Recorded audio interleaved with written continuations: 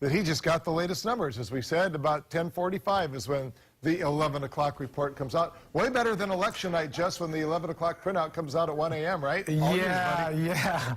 Usually in that situation, it's later than the projected time, but the Central Pacific Hurricane Center has given us the numbers, and we are looking at a slight decrease in wind speeds. We are looking at 65-mile-per-hour winds with gusts to 75 miles per hour, moving at the north-northwest at 3 miles per hour. No real changes in track position, and it's basically stalled, to tell you the truth. I mean, moving at 3 miles per hour, I'm going to get right in there. So keep your eyes on this dot right there, okay?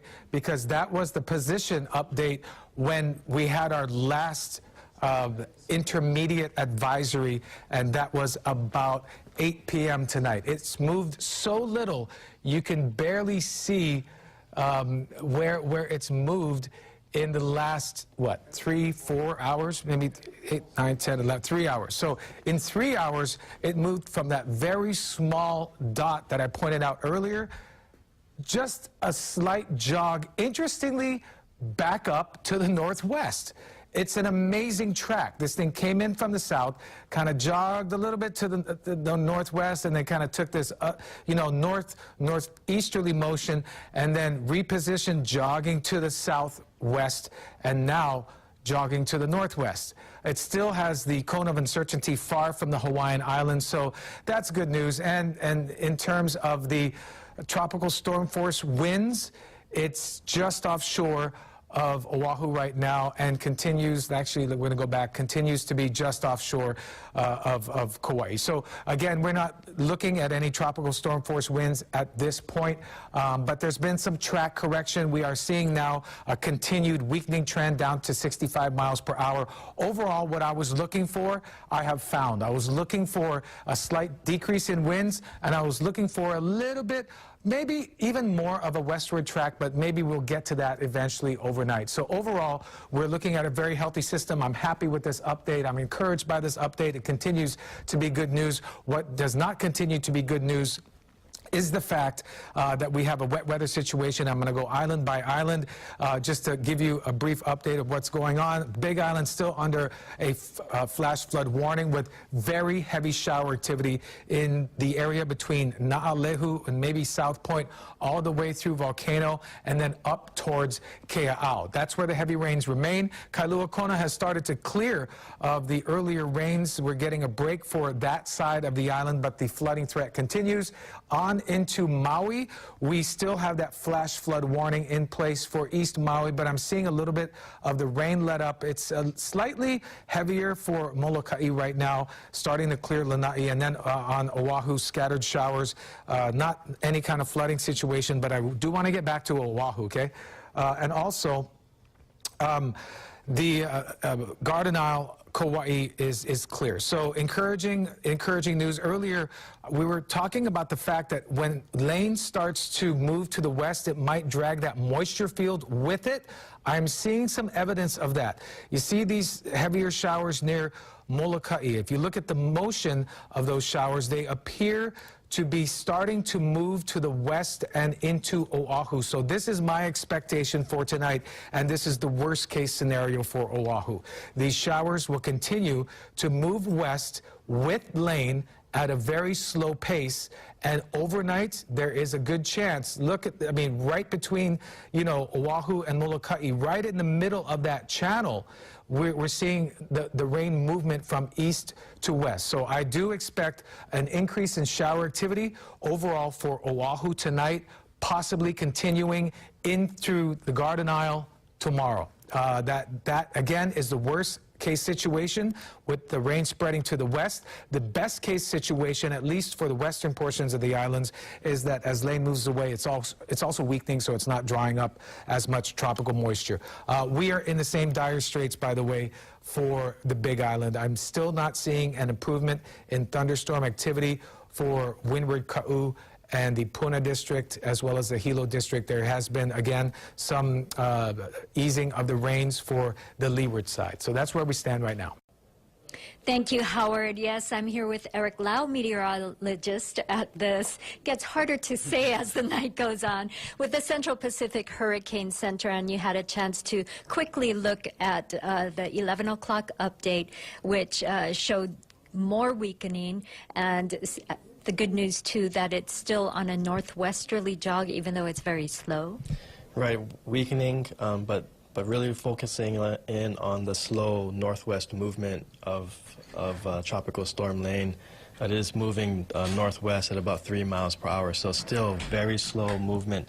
And that just really helps to prolong the amount of moisture and the duration of all that moisture to linger over the islands, creating that heavy rainfall and the possibilities of flash flooding. The Big Island's already exceeded in some areas 40 inches, so just additional rainfall could, continue to lead to these life-threatening flooding situations. So we're going to have to watch for that through the weekend. The good news, though, is that the words weren't nearly stationary, so at least as small as it is, and you would expect as the weekend progresses that perhaps the jog would be a little further to the west and maybe it would pick up speed? Right, definitely. Once the trade winds can really take hold of Tropical Storm Lane and continue to weaken it further, we'll expect Lane to continue its westward track, but still all that moisture is still going to be dragged up the state, and the heavy rainfall will eventually spread over to Oahu and then Kauai over the next 2 days. And some of that moisture could be in the form of thunderstorms still? Definitely. All that terrain interaction with the moisture, we can also definitely lead to thunderstorms. Sometimes those thunderstorms can be produce tornadoes or even water spouts. So really, anyone outside under a heavy rainfall or thunderstorm, just be aware of your surroundings. Okay. And so lastly, before I let you go for the night, can you go through what we can expect for each county for this weekend? Right, so definitely the Big Island, you're going to start to, you're going to really continue to see that moisture streaming through your area. Heavy rain is going to continue overnight and into the weekend. There's a lot of moisture out into the south and southeast. As Lane departs, you can still expect that stream of moisture to continue moving over the islands. Same thing for Maui County and Oahu. Starting overnight tonight, Maui's already they're in some flash flood warnings this evening. They're going to continue to see that rainfall, and that rainfall is going to eventually spread over Oahu tomorrow. And then probably by tomorrow afternoon into the evening, we'll start to see some of those heavier rain showers move into Kauai. Okay. And hopefully by tomorrow night, we'll see Lane perhaps even being a remnant low, but certainly a tropical depression. Right, definitely expecting Lane to continue weakening. The forecast does show that Lane will become a depression sometime tomorrow and potentially a remnant low shortly after that. And hopefully, is it optimistic to say by Monday, at least the island of Hawaii might start seeing some sunshine again? Well, there's still a lot of moisture, and that slow movement of Lane, that's just going to continue to drag that moisture over us.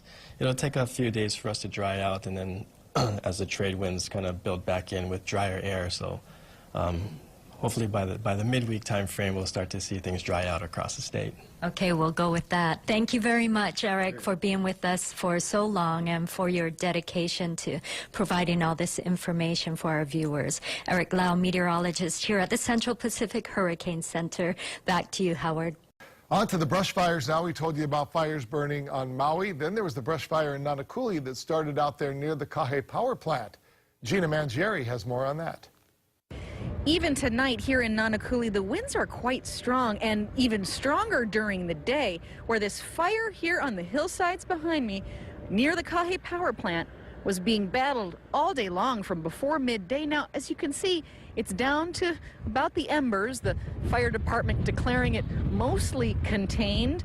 Here's what the battalion chief in charge of the response told me earlier tonight. It started out over at the Kahe power plant. That's when the first call came in. Units got there, they called for more resources. They got to scene about 4 minutes after the initial call. The fire started spreading with the high winds we have. So going Waianae bound almost towards Pileokahi. We're checking out a ridge line over there. It also went back towards the Gulch, Waimanalo Gulch landfill. So that was pretty much the range of it, all the way from the top of the mountain, all the way to Farrington Highway. What kind of response was required there in terms of the number of units and the number of personnel? From the HFD side, we had 14 units staffed with about 54 personnel.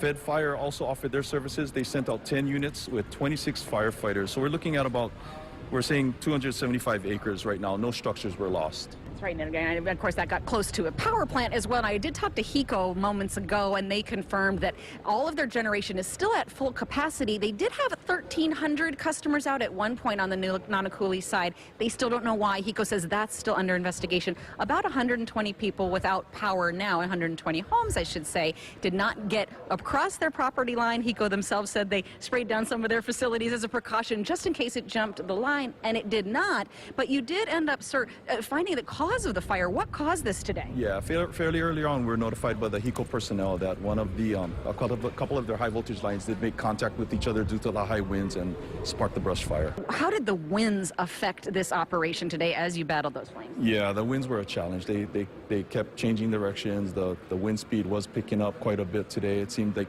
gusts were upwards of about 35 miles an hour. So it was a challenge. We tried to place resources ahead of the fire. The winds wouldn't, allow us to do that. They just kept running past, up over the mountains and around us. So it was a challenge all day.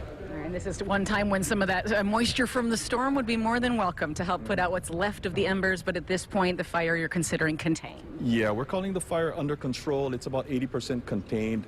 And as you can see, we didn't really get any rainfall on this side of the island. So unfortunately, that didn't help us out either.